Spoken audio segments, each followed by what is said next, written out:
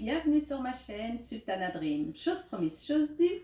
Aujourd'hui, je vais vous raconter un extrait de mon livre Dubaï Sultana Dream. Je vais vous raconter comment Sultana a sauvé la vie d'une princesse saoudienne. C'est parti. Un soir, sur un vol Jeddah-Dubaï, une jeune princesse de 3 ans ne voulait pas attacher sa ceinture. Et Sultana alla voir le papa pour qu'il oblige sa petite à s'attacher. Mais le père lui dit d'aller voir la maman pour qu'elle s'occupe de ça.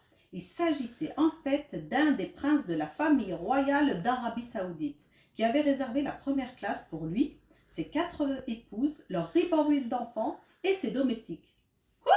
4 épouses? Comment ça 4 épouses? Eh ben oui les amis, à Dubaï, à Oman, en Arabie Saoudite, la plupart des hommes riches se marient avec 1, 2, 3, voire 4 femmes. Et c'est autorisé par la religion musulmane. Et oui, c'est vraiment autorisé par la religion musulmane. Mais la religion musulmane dit bien que s'il décide d'épouser 4 époux, 4 femmes, il doit s'occuper des 4 femmes de la même façon. Il doit être juste envers les 4 femmes. Et voilà, et à Dubaï, c'est comme ça. En fait, c'est dans leur culture, c'est normal. Elles grandissent comme ça, il n'y a pas de souci. Voilà, je vais vous raconter une petite histoire. Moi, quand j'ai vécu à Dubaï, j'avais une copine qui était d'Arabie Saoudite. Son père vivait à Dubaï avec sa femme et leurs enfants. Et un jour, elle vient me voir, ma copine saoudienne, et elle me dit, viens, on va aller voir la nouvelle épouse de mon père. Parce que là, elle vient d'emménager dans sa nouvelle maison. Moi, je venais juste de débarquer à Dubaï. J'ai dit, quoi, ton père, il a pris une nouvelle épouse? Elle m'a dit, bah ouais, c'est comme ça ici. J'ai dit, ok, bah vas-y, on y va. On y est allé. Oh, vous ne devinerez jamais, les amis. Oh là là, mais incroyable, mais vrai. Je suis rentrée dans la maison. Oh, copie conforme de la maison de sa mère à ma copine. Copie conforme la maison, les mêmes rideaux, les mêmes meubles, tout pareil. Oh là là, j'ai éclaté de rire. Et je rigolais. Et ma copine, elle dit, mais qu'est-ce que t'as rigolé comme ça? Qu'est-ce qui te prend et tout? Je dis, mais comment ça se fait ton père Mais comment ça se fait que les 2 maisons de ton père sont identiques? Elle m'a dit, bah oui, mon père, lui, il veut, même quand il va voir sa deuxième femme, il veut être chez lui, tu vois. Donc, il a fait en sorte que, voilà, les 2 maisons, elles sont identiques. Même rideau. Je fais, ta mère, elle a rien dit? Elle m'a dit, mais ma mère, c'est sa copine. Je fais, comment ça, sa copine? Elle m'a dit, bah oui, c'est sa copine que mon père a épousée. Enfin bref les amis, bref. Ça n'arriverait jamais en France. Jamais de la vie.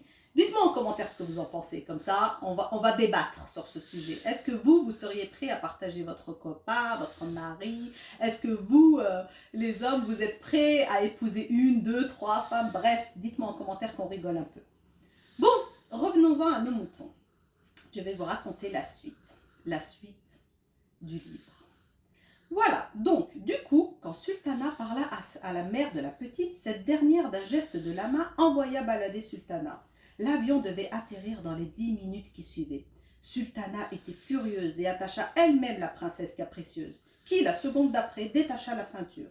Alors Sultana insista auprès de la maman pour qu'elle attache sa fille, mais la mégère se fichait éperdument de ce que lui racontait cette hôtesse casse-pied, et promit à Sultana de tenir sa fille sur ses genoux pendant l'atterrissage.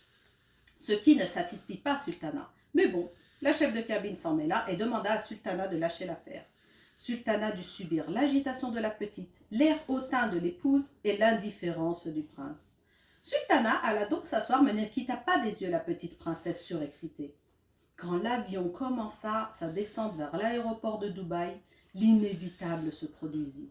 Et la petite fut projetée si violemment hors de son siège qu'elle glissa le long du couloir et se cogna la tête sur le bord d'une des parois de la cabine. Le sang coulait à flots de son front et Sultana bondit pour stopper l'hémorragie. Le père, choqué, se mit à frapper son épouse, qui se mit à hurler à la mort. Mais tout est bien qui finit bien. Ah, j'aime trop dire ça. Car Sultana réussit à sauver la petite.